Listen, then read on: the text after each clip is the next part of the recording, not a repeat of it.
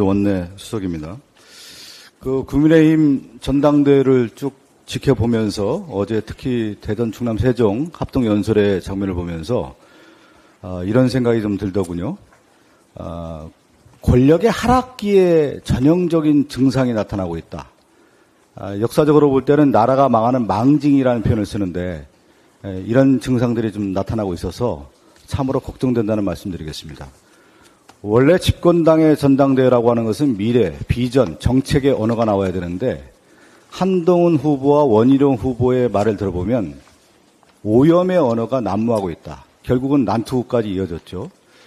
이 나라가 망하는 징조의 여러 증상들이 나타나는 것 중에 하나가 뭐냐면 간신론이 등장할 때 대표적인 언어가 나오는 건데 기억하실지 모르겠지만 박근혜 정부에서도 진박 간별론 하면서 누가 더 충신이냐, 간신이냐, 배신을 했느냐 이 문제가 부각이 됐었는데 이번 국민의힘 전당대회를 보면서 간신론이 등장하고 배신자가 누구냐라고 하는 낙인 효과를 찍으면서 전형적인 권력의 하락기의 모습으로 등장하고 있다는 거죠.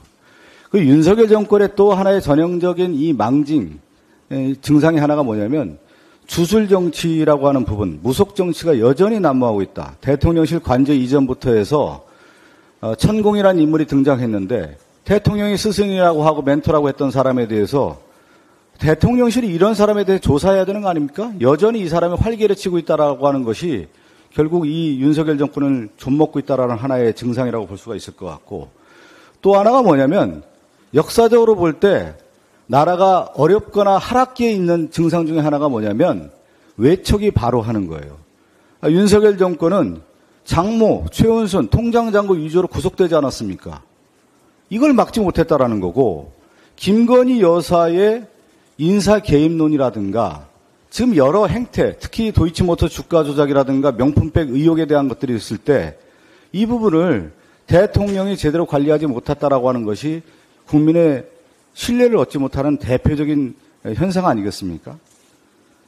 저는 마지막으로 좀 말씀드리고 싶은 것 중에 하나가 뭐냐면 이 국민의힘 전당대회를 보면서 권력의 하락기의 증상이 나타나는 것뿐만 아니라 한국 정치의 수준이 이 정도밖에 안 되는 건가. 집권당의 당대표 후보라고 하는 대표적인 네 사람 중에 또 두 사람만 축약해서 얘기하면 한동훈과 이 원희룡의 언어를 보면은 이 정도 대한민국 정치 수준을 하락시켜서 되겠느냐. 참으로 걱정된다라는 말씀을 드리겠습니다.